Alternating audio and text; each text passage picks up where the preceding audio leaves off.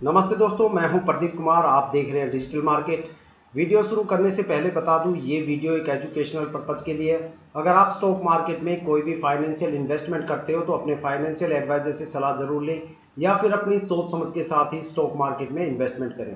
अगर आपको stock market में कोई भी फाइनेंशियल लॉस होता है तो उसके लिए ये वीडियो रिस्पॉन्सिबल नहीं रहेगी। तो चलो दोस्तों, वीडियो शुरू करते हैं। देखो, आज हम बात करने वाले हैं जय कॉर्पोरेशन लिमिटेड स्टॉक के बारे में। 396 रुपए 90 पैसे के साथ में 40 रुपए 35 पैसे के पॉजिटिव मोमेंटम के साथ ये स्टॉक आज अपने बिल्कुल नियर बाई अपर सर्किट के आसपास आके खड़ा हो गया।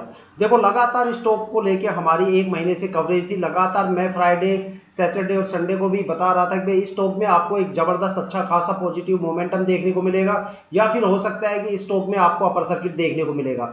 देखो, हालांकि बिल्कुल ये नियर बाई अपने अपर सर्किट के आसपास है। हालांकि यहाँ पे एक सेलिंग प्रेशर थोड़ा सा ज्यादा था कि भाई कुछ जो नए इन्वेस्टर्स थे उनको लग रहा था कि भाई जैसे 3 महीने से वो काफी ज्यादा पैनिक हो बैठे थे कि भाई स्टॉक में एग्जिट करने के लिए ये सबसे अच्छा शायद पॉइंट है यहाँ से निकलने के लिए। तो यहाँ पे थोड़ा सा सेलिंग प्रेशर बस देखने को मिला। हालांकि देखा जाए तो स्टॉक पूरी तरह से अपर सर्किट में ही है, ठीक है, पूरी तरह से ये पॉजिटिव मोमेंटम में है। बस यहाँ पे थोड़ा सा सेलिंग प्रेशर यहाँ पे देखने को मिल रहा है जिसकी वजह से स्टॉक लगातार फ्लक्चुएशन कर रहा है। लेकिन लगातार ये कंडीशंस 2 या 3 दिन तक आपको देखने को मिलेगी। उसके बाद जैसे ही मार्केट स्टार्ट होगी सीधा स्टॉक अपर सर्किट में फ्लैट हो जाएगा।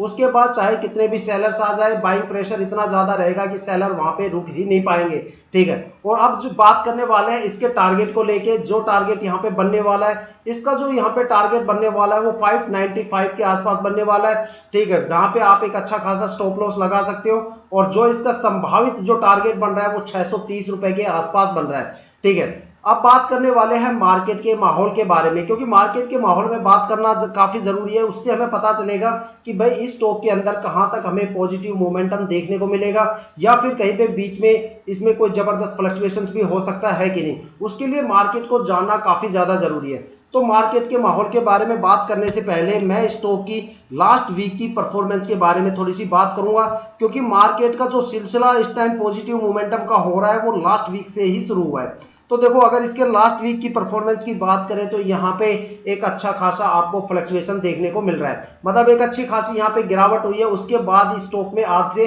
पॉजिटिव मोमेंटम स्टार्ट हुआ है। पिछले हफ्ते ऐसा क्या घटा कि भाई मार्केट के अंदर इस तरह से जो स्टॉक्स थे वो इस तरह से, मतलब यहाँ पे जो उनकी प्रोग्रेस थी बिल्कुल न्यूट्रल हो गई थी, ठीक है। इसके पीछे एक सबसे बड़ा फैक्टर है, उस फैक्टर्स के बारे में मैं बात करूंगा। जो सबसे बड़ा फैक्टर था इसके पीछे वो था FII। देखो, जब से हमारे संसद के अंदर बजट आया तब से लेके अब तक लगातार 3 महीने में 30,000 करोड़ रुपए की 30,000 करोड़ के आसपास यहाँ पे बड़ी बिकवाली की है FII ने, जिसमें से 2 सबसे बड़ी बिकवाली FII ने सितंबर मंथ में की है। जो उसमें पहली जो बिकवाली है वो 10 सितंबर के आसपास की और दूसरी जो बड़ी बिकवाली है वो लास्ट वीक के अंदर की, जिसकी वजह से लास्ट वीक में लगातार स्टॉक्स मार्केट के अंदर एक जबरदस्त यहाँ पे फ्लक्चुएशन देखने को मिला, क्योंकि FII की जो होल्डिंग थी वो इंडियन स्टॉक मार्केट में स्टॉक्स में काफी ज्यादा कम हो गई थी, जिसके फ्लक्चुएशंस की वजह से यहाँ पे एक जबरदस्त फ्लक्चुएशंस आपको स्टॉक मार्केट में देखने को मिला, ठीक है। हालांकि सेंसेक्स और निफ्टी को अगर देखा जाए तो पूरे हफ्ते वो पूरी तरह से पॉजिटिव मोमेंटम के साथ मार्केट में चल रहे थे। लेकिन देखो, इंडियन स्टॉक मार्केट में ऐसा बहुत ही कम देखने को मिलता है कि सेंसेक्स और निफ्टी पूरी तरह से पॉजिटिव है लेकिन स्टॉक्स में फिर भी बड़ी गिरावट है। उसके पीछे FII का सबसे बड़ा रीजन था, ठीक है। लेकिन जैसे तैसे करके मार्केट फ्राइडे तक पहुंची। फ्राइडे को DII ने एक बड़ा धमाका यहाँ पे कर दिया। DII ने पूरा का पूरा गेम यहाँ पे चेंज कर दिया। एक गेम चेंजर्स का रोल यहाँ पे DII ने प्ले किया। जो कमी FII की मार्केट के अंदर हमें दिख रही थी, ऐसे हालात हो गए थे कि भले सेंसेक्स निफ्टी पूरी तरह से पॉजिटिव हो जाए लेकिन मार्केट के अंदर शायद दूसरा क्रैश आने वाला है, दूसरा क्रैश आने की संभावना बढ़ गई थी। एक बहुत बड़े लेवल पे यहाँ पे गिरावट देखने को मिल रही थी। साथ में जो फाइनेंशियल और म्यूचुअल कंपनीज है वो भी सोल्ड आउट करना शुरू कर दिया था। साथ में जो इन्वेस्टर्स थे वो भी पैनिक होके सोल्ड आउट की कंडीशंस वहां पे उन्होंने बना दी थी। लेकिन यहाँ पे DII ने एक बड़ा गेम खेला। DII ने फ्राइडे को एक बड़े लेवल पे बाई करके जो कमी FII की थी वो तो खत्म की साथ में मार्केट को पूरा का पूरा चेंज करके उन्होंने रख दिया। जो मार्केट लगातार 3 महीने से गिरावट के माहौल से जूझ रही थी उसको वहां से निकाल के एक पॉजिटिव मोमेंटम पे लाके खड़ा कर दिया। अब कंडीशन ऐसी है कि मार्केट आपको जनवरी तक एक जबरदस्त पॉजिटिव मोमेंटम के साथ चलती हुई नजर आएगी। आपको काफी ज्यादा स्टॉक्स में अपर सर्किट देखने को मिलेंगे, ठीक है। मैं फ्राइडे की अगर बात करें तो फ्राइडे को जो सेंसेक्स है उन्होंने 1350 पॉइंट का जबरदस्त उछाल लगा के अपने लाइफ टाइम जितने भी पुराने रिकॉर्ड थे उन सभी को ब्रीच करते हुए, ब्रेकआउट करते हुए उन्होंने इंडियन स्टॉक मार्केट में एक नया कीर्तिमान रिकॉर्ड बना दिया।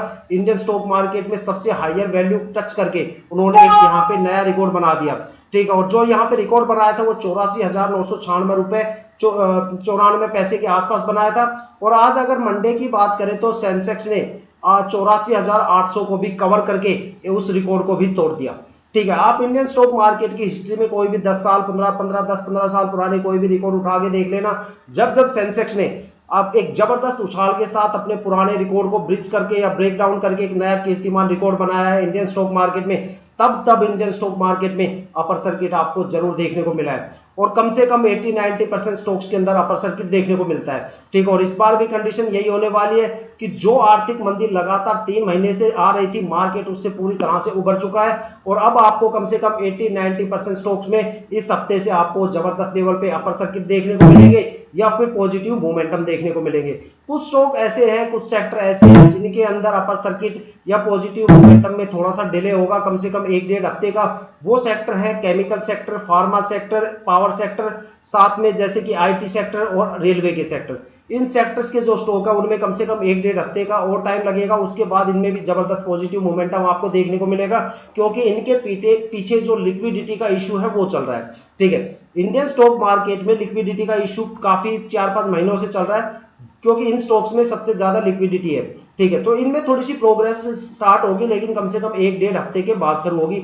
तो इस हफ्ते से आपको एक जबरदस्त लेवल के यहाँ पे positive momentum Indian stock market में देखने को मिलेगा।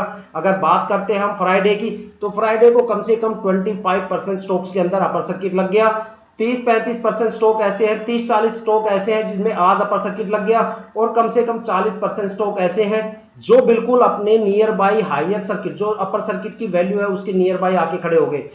कोई 15 पैसे 20 पैसे के आसपास है, कोई 10-15 पैसे के आसपास है, और कुछ स्टॉक जो जिसकी प्राइस वैल्यू कुछ ज्यादा है वो 1 या सवा रुपए के आसपास है। हालांकि वो पॉजिटिव मोमेंटम में है, लेकिन वो अपने अपर सर्किट की जो सबसे हायर वैल्यू है बिल्कुल उसके नियर बाई आके खड़े हो गए। ठीक है, तो ये थे अब तक की सबसे बड़ी update Jack corporation limited stock के बारे में। अब मैं बात करूंगा कि इस स्टॉक के अंदर लगातार ऐसा था कि भाई पिछले 1 महीने से यहाँ पे कोई खास परफॉर्मेंस देखने को नहीं मिल रही थी। अगर इसके 1 मंथ के चार्ट की अगर हम बात करें तो यहाँ पे कोई खास मोमेंटम हमें देखने को नहीं मिल रहा है। एक बड़ी गिरावट यहाँ पे देखने को मिल रही थी। ऐसा लग रहा था कि भाई जो स्टॉक है वो किसी प्राइस रेंज के बीच में फंस गया। ठीक है, ना वहां पे कोई खास पॉजिटिव मोमेंटम था, ना ही वहां पे बल्कि वहां पे हल्की हल्की गिरावट भी आपको देखने को मिली। ऐसा लग रहा स्टॉक की जो परफॉर्मेंस है वो पूरी तरह से रुक गई। उसके पीछे देखो 2 सबसे बड़े फैक्टर्स काम कर रहे थे इंडियन स्टॉक मार्केट में। दोनों फैक्टर्स के बारे में मैं आपको बताता हूं। जो सबसे पहला फैक्टर है वो है यूरोप के मार्केट को लेके। देखो यूरोप की मार्केट के अंदर मार्केट स्टेबल नहीं हो रही, वहां की मार्केट में लगातार फ्लक्चुएशन चल रहे हैं। साथ में वहां पे जियोपॉलिटिकल टेंशंस वगैरह चल रही है। अगर एक तरफ देखा जाए तो रशिया यूक्रेन आपस में भिड़े खड़े हैं, तो दूसरी तरफ इजराइल और उसके पड़ोसी देशों का आपस में टंटा बज रहा है। अब वहां पे क्या है कि जितनी भी हायर कमिश्नर कंट्री है या फिर बाकी कंट्री है वो डायरेक्ट या इनडायरेक्ट रूप से उस वॉर के अंदर इन्वॉल्व है, जिसकी वजह से वहां की इकोनॉमिक पे काफी ज्यादा फर्क पड़ रहा है। साथ में वहां पे जॉब के रिसेशन आ रहे हैं, तो कहीं पे बैंक में रिसेशन आ रहे हैं। अगर यूरोप के सबसे बड़े स्टॉक एक्सचेंज की हम बात करें, NYSE स्टॉक एक्सचेंज की, न्यूयॉर्क स्टॉक एक्सचेंज की, तो वहां पे लगातार अब तक 2 सबसे बड़े क्रैश आ चुके। जो सबसे पहला क्रैश आया था वो 5 अगस्त के आसपास आया था, जब NYSE के अंदर कम से कम 1000 पॉइंट की गिरावट हुई। देखो NYSE के अंदर अगर 100 पॉइंट की भी गिरावट आ जाती है तो वो इतना पावरफुल है कि पूरे एशियन स्टॉक मार्केट को हिलाने का दम रखता है, क्योंकि गूगल और माइक्रोसॉफ्ट जैसी बड़ी बड़ी कंपनियां वहां से ऑपरेट होती है। साथ में पूरे इंडियन स्टॉक मार्केट को हिलाने का वो दम रखता है अगर वहां पे 100 पॉइंट की गिरावट हो जाती है तो। वहां पे 2 सबसे बड़ी गिरावट हुई, एक 5 अगस्त को 1000 पॉइंट की गिरावट हुई। नतीजा ये हुआ कि जापान का स्टॉक एक्सचेंज निक्की में कम से कम 4500 पॉइंट की गिरावट हुई। चाइना के स्टॉक एक्सचेंज संघाई में कम से कम 1800 पॉइंट की गिरावट हुई, और हमारा सेंसेक्स 3500 पॉइंट जबरदस्त तरीके से फ्लैट गिर गया, और वहां पे करोड़ों रुपए इन्वेस्टर्स के डूब गए। जैसे तैसे करके मार्केट ने अपने आप को रिकवर किया, तो 3 सितंबर को वहां के सिलिकॉन वैली बैंक में फिर से क्रैश आया। सीधा इंपैक्ट NYSE में देखने को मिला। 650 पॉइंट की वहां पे गिरावट हुई, और सेंसेक्स हमारा फिर से 1500 पॉइंट फ्लैट हो गया। जैसे तैसे करके मार्केट फिर भी चलो रिकवर कर लेता है। तो इंडियन स्टॉक मार्केट में एक और इशू यहाँ पे चल रहा है, वो है लिक्विडिटी का, क्योंकि लीप ईयर में ही लिक्विडिटी के इशू को कंट्रोल किया जाता है इंडियन स्टॉक मार्केट में। अलग अलग स्टॉक एक्सचेंज का, दुनिया के अलग अलग स्टॉक एक्सचेंज का अलग अलग टाइम होता है लिक्विडिटी को कंट्रोल करने का।